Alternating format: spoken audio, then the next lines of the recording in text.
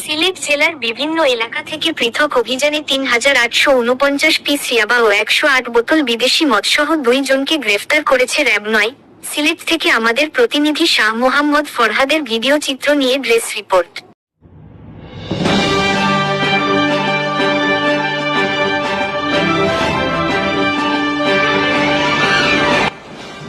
আপনারা দেখছেন বাংলাদেশ পরিক্রমা। বস্তুনিষ্ঠ সংবাদে আমরাই সর্বক্ষণ সচেতন।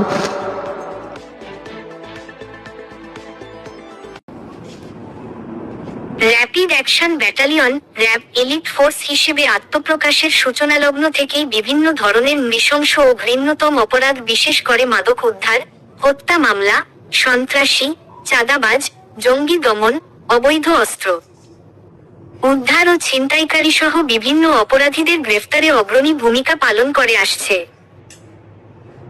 এরই ধারাবাহিকতায় গোপন সংবাদের ভিত্তিতে র্যাব-৯ সিপিএসসি সিলেটের একটি আভিযানিক দল গত ১১ মার্চ ২০২৫ তারিখ আনুমানিক সন্ধ্যা ৭টা ৪৫ সিলেট জেলার জকিগঞ্জ থানাধীন কালীগঞ্জ বাজার এলাকায় মাদক বিরোধী অভিযান পরিচালনা করে ৩,৬৪৯ পিস ইয়াবা উদ্ধারপূর্বক একজনকে গ্রেফতার করা হয়।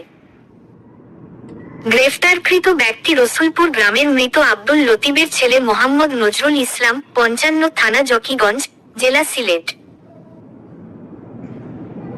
এছাড়াও অপর একটি অভিযানে গোপন সংবাদের ভিত্তিতে র্যাব-৯ সিপিএসসি সিলেটের একটি আভিযানিক দল গত ১১ মার্চ ২০২৫ তারিখ রাত আনুমানিক ১০টা ৪০ সিলেট জেলার গোয়াইনঘাট থানাধীন পূর্ব জাফলং ইউনিয়নের নলজুড়ি বাজার এলাকায় মাদক বিরোধী অভিযান পরিচালনা করে ১০৬ বোতল বিদেশি মদ উদ্ধারপূর্বক একজনকে গ্রেফতার করা হয়।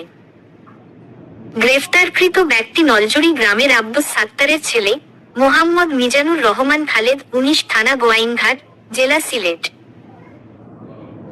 পরবর্তী আইনগত ব্যবস্থা গ্রহণের লক্ষ্যে গ্রেফতারকৃত ব্যক্তিদের বিরুদ্ধে মাদকদ্রব্য নিয়ন্ত্রণ আইন ২০১৮ এর সংশ্লিষ্ট ধারায় মামলা দায়ের পূর্বক গ্রেফতারকৃত ব্যক্তিদের ও জব্দকৃত আলামত সিলেট জেলার সংশ্লিষ্ট থানায় হস্তান্তর করা হয়েছে।